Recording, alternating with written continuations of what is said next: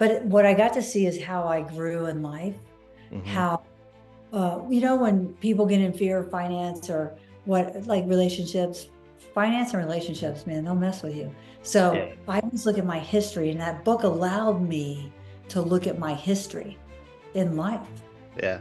You have the dips, but on the dips, it's always been on a climb, Hmm. right? So it's always been like this. And so when I get in fear today, I just look at my history and I'm like, okay, this is one of those moments where it's a dip. Well, welcome to Navigation and Discovery with Cameron Singh. On today's episode, we have Captain Sandy Yawn on the podcast. And if you don't know who Captain Sandy is, she's on the Bravo TV show Below Deck. And she's also the current captain on the show Below Deck Med, which is airing right now. They're in their season right now. And Captain Sandy also wrote a book called Be the Calm or Be the Storm, where she provides sort of the leadership lessons that she's learned throughout her journey in the yachting industry. So I took a short time to talk with Sandy and have the opportunity to meet her. And we talk about how she got into the yachting industry, how her experience was rising up as a female captain, and also we talk about her experience on the Bravo TV show Below Deck. So I really hope that you enjoy this podcast episode with Captain Sandy. Enjoy. Well, Captain Sandy, welcome to the podcast. Happy to have you on. Thank you for having me. Yeah, it's been great following Below Deck. I lived in the Caribbean for a couple of years where I got introduced to the show and caught up on the previous seasons. And now I'm a huge fan, not only because of the show, but I think because of the leadership that you display. I've learned a lot from because I do a lot of work in leadership in the private aviation industry. And I've learned a lot from you and your book that you came out with, Be the Calm or Be the Storm, which we're going to talk about as well. So thank you again. Thank you. Yeah. So I really wanted to unpack a little bit of your story before we go in some of the leadership stuff is tell us a little bit about your story and how you got into the yachting industry. Fell into it, had to get a job, answered an ad in the paper, started washing boats. A guy offered me a full-time job. Learned the word integrity. So I went back, talked to the guy I work for. He goes, take the job. He's a jerk anyway. And so I went to work for that guy who owned the boat, and he sent me to sea school. And I just continued in my education and advanced in my career, and I didn't stop. Yeah. And then when did you earn your first captain role? 1992 or 19. 91, Yeah. but And probably then 92. how was that experience being a female captain back then in the early 90s? Incredible. Yeah. Yeah. So I didn't think about being a woman, or, like, it didn't really cross my mind. I was just having fun and doing my Yeah. job. And I don't really lead with that. Or I think when you equip yourself with knowledge and you're good at your craft, people Hmm. don't see gender, they just see an expert. Yeah, yeah, that's true. You've been in the industry for a little bit over 30 years, in this industry. Can you share maybe an experience that you had that really taught you a valuable leadership lesson? Sure, many. Oh my gosh, are you kidding me?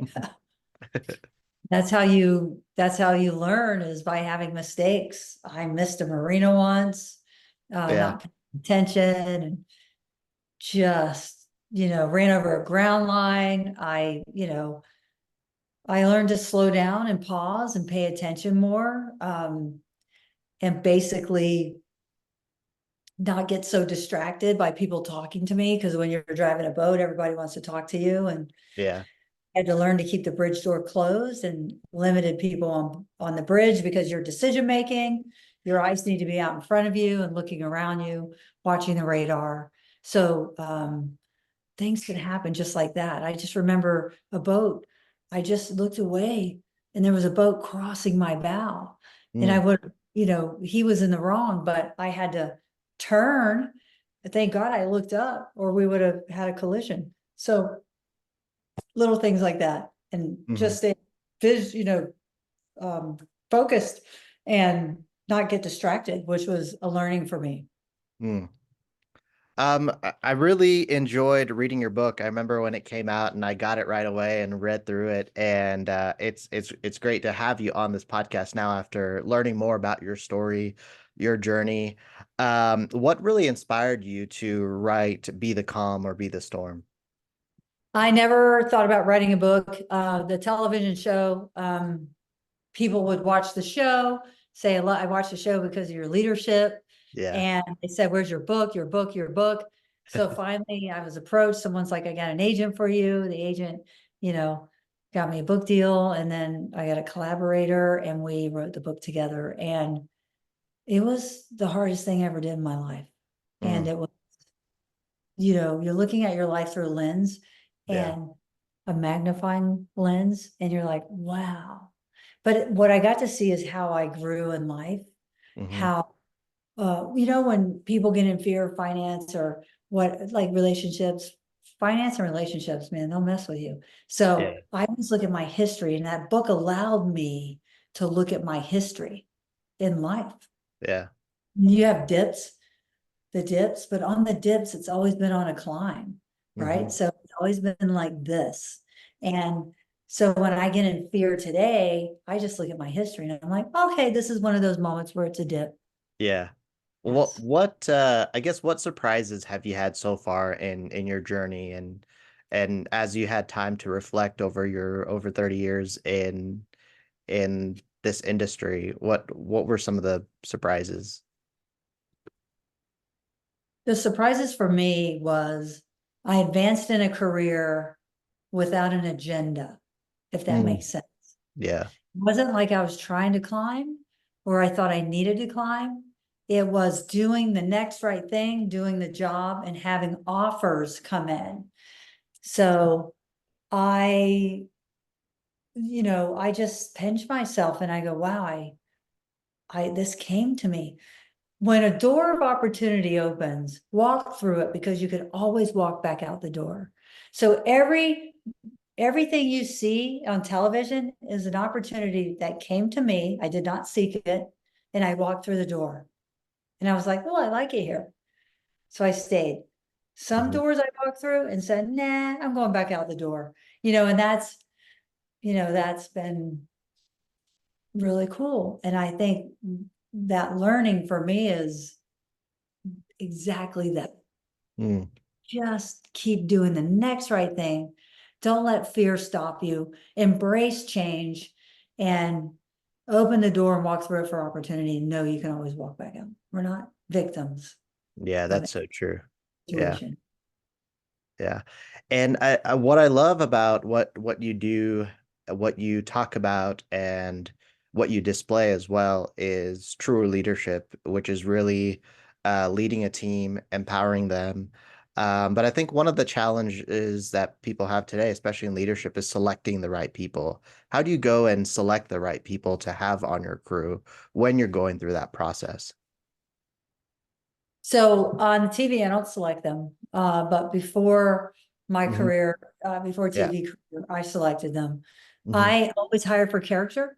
Um, I needed licensed people, but to me, it's like character is something that you can't build for someone. They have to want to build on their character.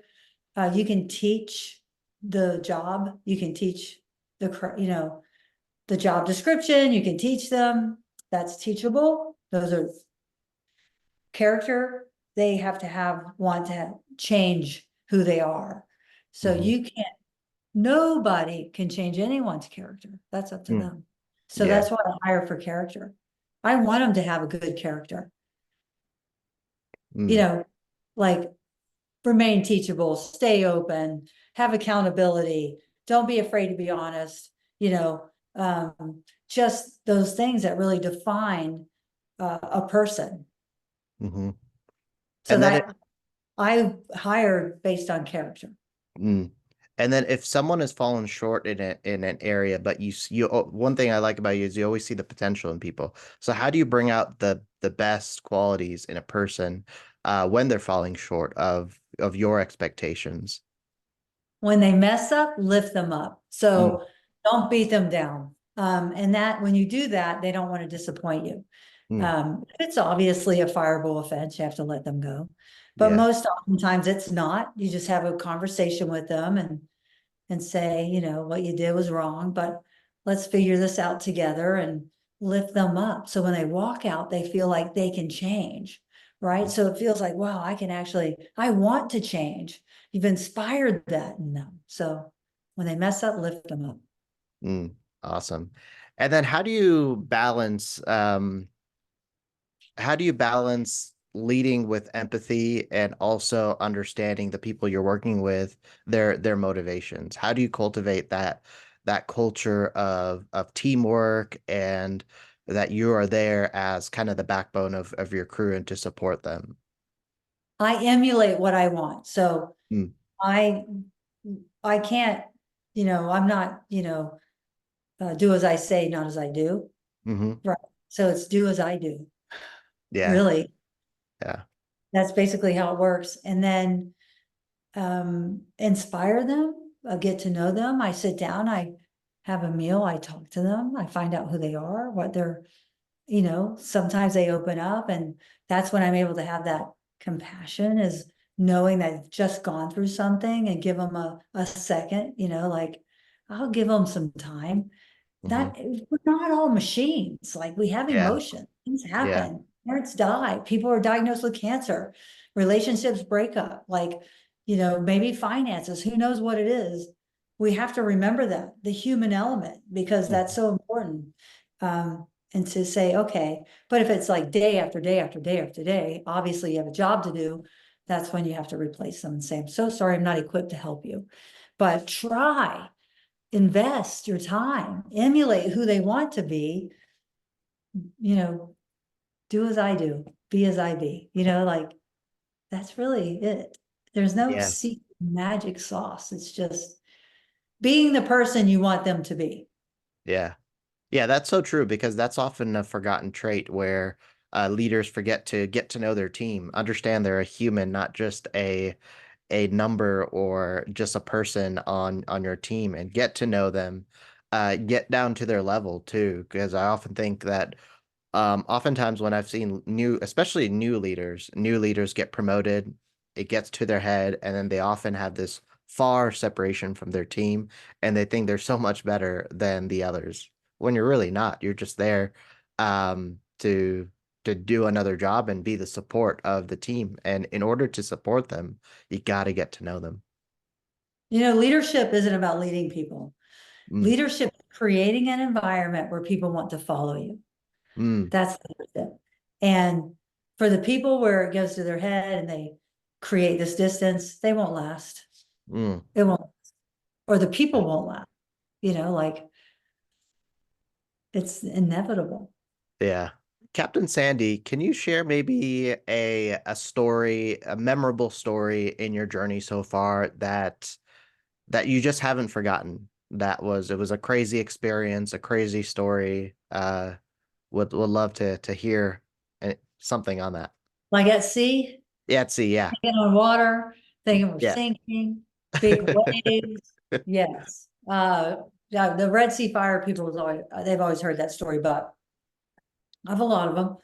Hmm. Boats break at sea all the time. When you're in rough seas, the first thing that happens, the boat breaks, right? The Hmm. engines, the generators, there's something, because fuel sloshes around, debris gets caught up into the filter, shuts things down. Most oftentimes, or shaft seals start to leak. You have other, because the boat's working, right? So you're just like, imagine driving your car, like something's gonna give, right?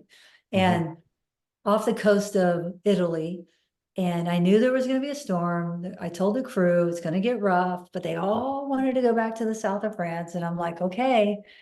And I go, it's going to be around 1 in the morning. About 2 in the morning, we pitch black dark. The sea, we could, thank God you can't see the waves, because then that's really scary. But Yeah. the way we were falling off the wave was really bad. The whole boat was shuddering. We were taking on some water. And I'm like, we got to find a place to anchor. And when all the crew are on the bridge and not sleeping, they're scared. So for me, I just said, I told you guys. So we found a place to anchor, and in those moments, seeing their faces, knowing what was happening was very stressful. Another time I was going into Monaco Harbor, following sea is a very dangerous sea. A following sea lifts the back of the boat up and drives it the way the wave is going. So you really have no control unless you're going faster than the wave, which is Yeah. not usually the case. Hmm. Going into the Monaco Harbor, I was being lifted up. There was a cement wall here, a cruise ship here. And I thought, if I hit the wall, I kill them. If I hit the cruise ship, I just hurt them. So, my hands were like this on the wheel and the throttle. And there was a person behind me breathing in and out. Like, I was like, are they breathing for me? Or are they breathing for themselves? Like, because they were videotaping it because it was insane. But I was in that point of no return. You always have that point of no return. There's no recovery. You got to commit. You have to commit. And I just kept working the problem. I just Yeah. kept working the boat, right? Finally made it in. We made our repairs. I was like, poof, but I never showed the crew how scared I was, Yeah. but had a lot of like tension in my body. And when you carry that kind of stress, when it's done, it's like, I like to go for ice cream. Which that really sparks another question because I've noticed that about you in stressful situations when maybe the crew's panicking, and in some of the stories you talk about, you always maintain that great composure, that you maintain that you're still the captain of the boat. How do you maintain um that composure during those stressful and difficult situations? Great question. Training. I prepare myself. We train, train, train. And also when you're in charge and you're in charge of lives, Yeah. the last thing you want to do is show them your emotions, right? You need them. So Yeah. I don't need them panicking. If something, catastrophic happens, I need them because we've all been trained. If they're Mhm. in fear, they'll probably hesitate. So as long as they see that I'm confident in the ability to steer them in that direction, they will be confident. So I make sure I model what I want them to be. I know that I smile when I'm stressed, so that's an easy one for me because it's like this shit's really happening. I think, bring it on. You know what I mean? The waves come. It's like, yes, thank you. You know, no, because calm seas are just too boring. Like I'll like have those conversations, or the crew are like, the captain, she's crazy, but they see it and they go, wow, this is nothing. And I don't know if you ever watch those videos with those ships Yeah. and you hear laughter. That's nervous laughter. That Wow. is not, so I know what they're feeling. Yeah. But the crew, I just know that I have to keep them calm in Hmm. case I need them. And so it's like quick fire, because our decision making has to be like that because it's saving lives. Hmm. And why do you think that's such an important trait for leaders in general to have? Oh my gosh, because you're dealing with people. Yeah. People are human beings. They have emotions. They have, problems at home. They have problems, financial, relationship, cancer, whatever they're dealing with. Hmm. So you really have to think about them as a human being first. How are you going to get the best out of them? And it's certainly not by just blood, dictating orders. I always say, emulate what you want them to be. Hmm. Do, and I always say, do as, like I do as I do, not do as I say do as I Yeah. do, right? So, and I think when you're that example, they will follow you. Like leadership is about creating the environment where people want to follow you. And so that's basically what I try to do every time I'm on a boat, every time. And even in the family home, it's like you learn to pause. Like I think it Yeah. comes with age too and experience. Like Hmm. just remain teachable. Know that you don't have the answers to everything.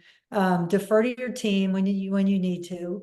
Knowledge is great, and so be a sponge. Just absorb, and pause. Take that minute. I listen to music. If I'm upset, I'll retreat back to my cabin or go to the bathroom, put some tunes in, reset my thinking, and then I'll come out. Okay, I got this. Yeah. So it's like using those little tools and shifting that mindset. Mm. What do you feel like that one trait you had that really put you on that trajectory for growth in the industry? I got sober. I worked the 12 steps. Okay. That prepared me for life. It's an Yeah. ongoing, it's an ongoing learning, right? So, taking a look at myself, my behavior, keeping the focus on how did I respond, not others. You can't change people. They have to want to Yeah. change themselves. I can only change myself, right? I can't control the weather, people, traffic, things I can't control. I don't react to. Hmm. I just try to go, okay, how would I want to be handled in this situation? Usually I always want kindness because I think kindness opens doors. And so I just make sure that I do my self checks mentally, spiritually, physically, and make Hmm. sure that I'm fit to lead or fit to have a conversation because sometimes, not be defensive, but be open. And it's like all the work I've done, just do the work because it makes you a better person. And Yeah. then being a better person makes you a better leader. Just do the next right thing. And if you make a mistake, correct the mistake. If you Hmm. have to humble yourself and say you're sorry, it's so rewarding. Yeah. At what point did you realize you needed to make a change and transition to being sober? Oh, well, I was in trouble all the time. At what point, Captain Sandy, did you realize that you needed to make a change to get sober? Oh, well, I was in trouble all the time. I kept getting arrested. Oh, My family was done with me and I was drinking, driving. And then I would drive on a suspended license. So I think I was arrested like 14 times. I was in and out of a recovery program. I was 17 when I was court ordered. It was my first DUI. And then I just got tired of the merry-go-round and I yeah. wanted to live a better life. At 25 is when I got clean. And so I'm living a life beyond my wildest dreams because I continue to stay sober. I do the next right thing. I work the 12 steps, have a sponsor, and it's been an awesome life. And I hope I live a lot longer to continue in this awesome life. That's amazing. Congratulations on that. Yeah. In our final moments together, I wanted to talk a little bit about the show. I don't know what you can talk about, but how did the show get introduced to you, or how did you get invited to be a part of it back in, I think it was 2015? Yeah, I was in Yeah. the hospital, recovering from motorcycle crash, kidney cancer, and I got a phone call and I was like, sure. I'll cast for it. At first, I wasn't going to because I thought it would ruin my career. My friends are like, "Don't do the show. It ruins our career. It's bad for our industry." Yeah. And then when a door of opportunity opens, walk through it because I thought I can walk back out. So I'm glad I walked through the door. It's been awesome. The book was born from the TV show because of the Hmm. viewers. Thank you to all the people who watched the show. You've changed my life by encouraging me to write a book. And I love the production side because it's like logistics and, we're in it until we win it. And it's where our lives are very parallel. So it's very cool. And I love the people that are involved. Like you build these bonds and these relationships because it's intense for 6 weeks and we're in it, Yeah. through the rough seas and, the toilet's not working and, it's pretty awesome. Yeah. What have you learned about yourself since being a part of the show and now being what I would call a public figure? What have you learned? So I've learned that I'm a good problem solver. I've learned that being a public figure comes with responsibility. Hmm. And what am I going to do with that platform? And so that's why I founded a charity, Captain Sandy's Charities, to fund in-school programs because I didn't come up in a privileged lifestyle. We didn't have a lot of money. It was in public schools. So to roll out a curriculum for Maritime through all public schools across the country and across the globe, that's my goal. We Hmm. rolled it out in the state of Florida first.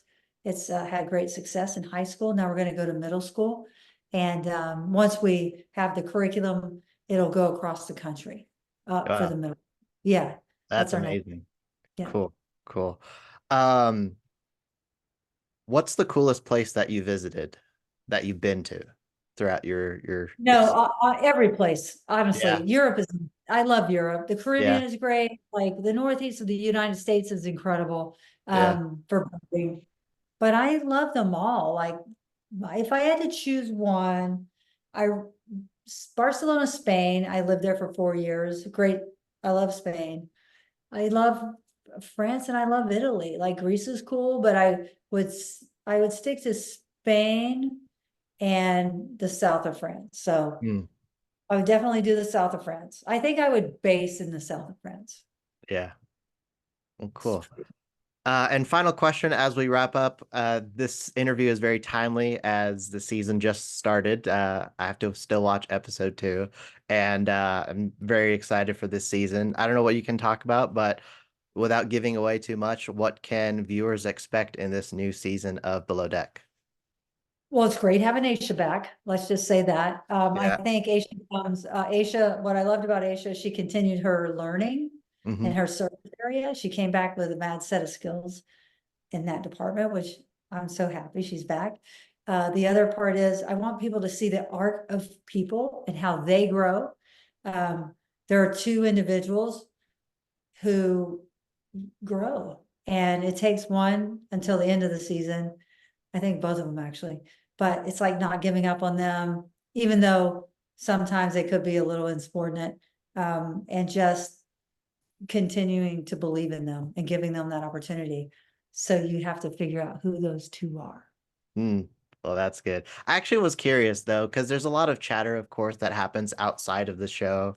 A lot of people writing different stories and stuff like. How do you like manage that? And like, how do you? Because everyone has different opinions and of things that go on. Like, how do you deal with that yourself with the stuff that goes on outside of the show? I think it's easy to write opinions. I Hmm. think, when people, if they knew the human being, I think they would write something different. Yeah. I've walked through fire. I've walked through addiction. Yeah. I've come to the other side. Um, I will continue just to be an example. I don't take it personal, because Hmm. when people are writing something negative, it's usually because how they feel about themselves, right? It's something in their environment. Yeah. Why do people go to the negative and not the positive? You Mm-hmm. choose, is the glass half full or half empty? So they're picking out the things that they want to write about that's negative, Yeah. not the things that are positive that they want to write about. That's on them. Mm. I love my life. I love what I do. And I'm Yeah. so glad that I've learned many years ago that other people's opinions is just their opinions. Hmm. That's so true. That's so Yeah, true. Well, thank you so much, Captain Sandy. Really appreciate your time, and it was great spending some time with you. you Um, too. Thank you. Thank you. It was awesome. Yeah. Well, thank you so much for tuning in to Navigation and Discovery with Cameron Singh. I really hope you enjoyed this podcast episode with Captain Sandy. It was really exciting for me to have the opportunity to meet her and her to also take time out of her busy schedule, especially with Below Deck Med already airing this season, which encompasses a lot of press, media, and a lot of busyness with her schedule. And if you want to learn more about Sandy, Captain Sandy, and get a hold of her book, I've left the link in the podcast description or on YouTube, whichever platform you're listening or watching on. You can go and grab a copy of the book there. And I really hope that you follow Captain Sandy's journey as she continues her journey in Below Deck. And thank you again for tuning in to this episode. And feel free to like, share, subscribe. And we'll catch you on another brand new episode next Tuesday. And thank you again for tuning in. Take care.